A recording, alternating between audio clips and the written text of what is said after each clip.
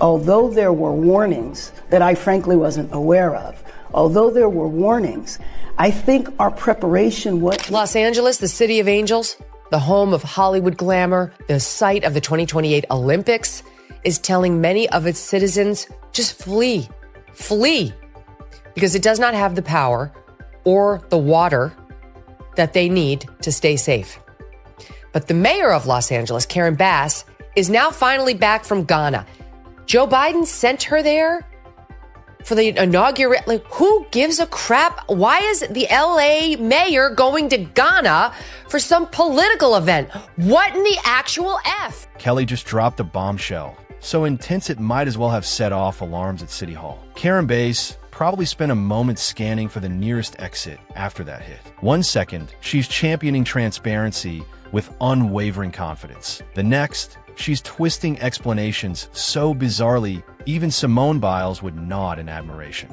So what did Karen get caught doing this time? It's jaw-dropping. Cameras were rolling, evidence was on display, and Megyn refused to let the usual PR spin slide. The result?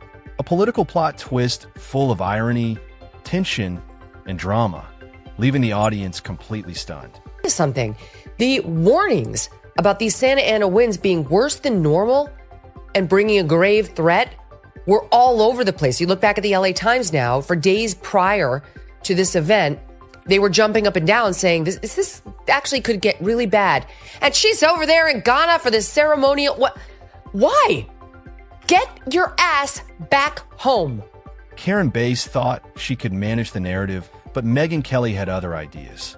What began as a typical day filled with speeches, smiles, and carefully orchestrated moments quickly turned into a spectacle. Los Angeles may have seemed calm, but Megyn hit the scene like a whirlwind armed with receipts, iced coffee, and that knowing grin that screams, something big is about to happen. When she struck, she didn't just reveal cracks, she shattered the entire performance into glittering fragments of political chaos. Cruz, fleeing Texas in the middle of a deadly crisis, is part of a larger pattern of the GOP abandoning folks in crisis. We need to build a movement to kick them all out. Well, how'd that one go, madam? Is that part of your pattern on your team to abandon folks during a crisis? I mean, I realize you sent a couple of tweets, but in this kind of situation, people like to see and hear from their leaders. And you were in Ghana enjoying yourself. It all started with what seemed like a minor slip-up, one of those quiet missteps politicians assume will go unnoticed. But this time, Megyn Kelly's radar detected it instantly, like a metal detector over hidden treasure. Bass is polished, calm image began to tremble, her confidence flickering like a weak Wi-Fi signal during a thunderstorm. What once appeared composed started unraveling in real time, and the drama only escalated from there. I just was saddened by it, honestly, because I think that response was beneath him. And he was in my office a couple of weeks ago. We're working on something. We're working on a couple of things together. But I think that he is sad and bitter. And I think that it is really sad to exploit. You guys laughing about that? I feel like it's exploiting tragedy. It's exploiting grief. And this is when the city needs to step. The irony is almost cinematic. Karen Bass spent years building a persona as the calm, rational voice of Los Angeles, the steady hand navigating every storm.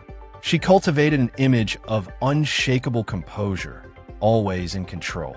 But now, that very image has crumbled under a mountain of flimsy excuses, awkward explanations, and a single inconvenient revelation that pierced her carefully constructed public persona. Got ICE and Tom Homan's team trying to clean up MacArthur Park.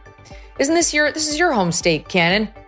And your lovely mayor, Karen Bass, goes out there not to say, thank you, it's riddled with MS-13. Literally no children ever play here because they could get shot.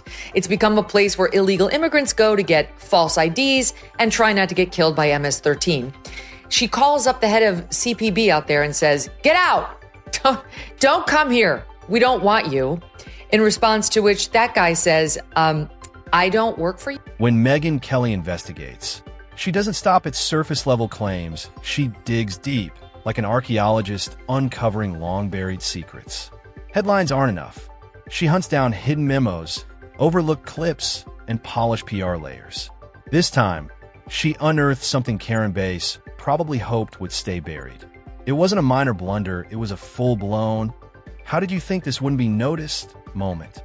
While Los Angeles wrestled with potholes and confusion, Karen was juggling optics so contorted they made people squint in disbelief. One moment she preached integrity. The next, her PR mask cracked faster than a dropped phone. Hollywood writers might have called the storyline over the top, yet no spin could stop Megyn from flipping the spotlight. She finally holds a presser, and it was a complete disaster. First of all, before I get to the truly disastrous part, listen to her describing herself. Like, I basically got on the back of Superman to come home. Take a listen to this out, too. I've been in constant contact with our fire commanders, with county, state, and federal officials. I took the fastest route back, which included being on a military plane, which facilitated our communications. So I was able to be on the phone the entire time of the flight. Once the audience caught on, there was no turning back. Every smirk, pause, and double take screamed, "Did she just admit that?" Social media erupted. Clips circulated faster than celebrity apologies post-award shows. Suddenly, casual viewers turned investigators, replaying footage, analyzing tone, and comparing interviews like it was a true crime saga. Karen Bass and the case of the missing accountability became citywide gossip. Being caught preaching one thing while doing another is like a fitness coach devouring a cheeseburger mid-marathon. Recovery is nearly impossible. Defenders rushed in, claiming misunderstandings, but the reality was plain. What it looked like was exactly what it looked like. That's why it exploded. Fastest route home? Are we supposed to be giving credit for the fact that she didn't book too many layovers? This is an absurd person. And you don't have to take my word for it in response to that inanity you just heard. Listen to the mayor. In her time of crisis, her city's time of massive crisis, in directing people where to go if they need information, which they do because their houses are burning and their family members, in at least 5 cases, are dying. Listen to this idiot. Freeze the video, and you'd catch the universal politician's moment when words and body language collide. Megyn's approach wasn't dramatic. It was surgical. She sliced through excuses with calm precision. No shouting, no theatrics, just facts. The absurdity spoke for itself. Only in politics can someone be caught red-handed and insist it's just bad lighting. Karen's explanations twisted and contorted, like a GPS recalculating in endless loops, yelling, "Integrity, please make a U-turn."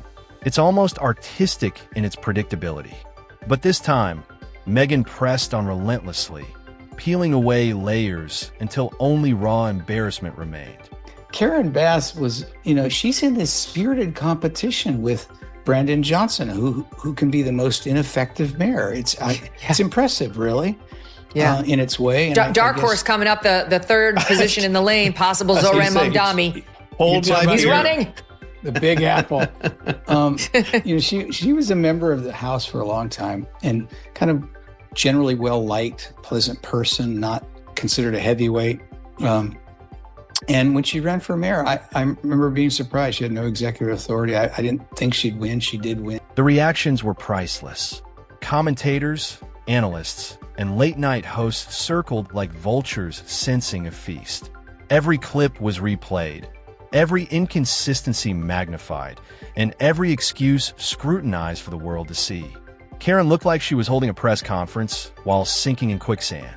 Attempts to distract with achievements or heartfelt speeches failed. Megyn's laser focus dominated. Once her spotlight hits, it doesn't move until the story ends. Politicians keep trying to outwit investigative journalists. Yet Megyn made the truth both hilarious and horrifying, leaving the audience laughing and questioning everything simultaneously. This wasn't just reporting, It was political theater at its finest, a masterclass in dismantling a public image without raising a voice.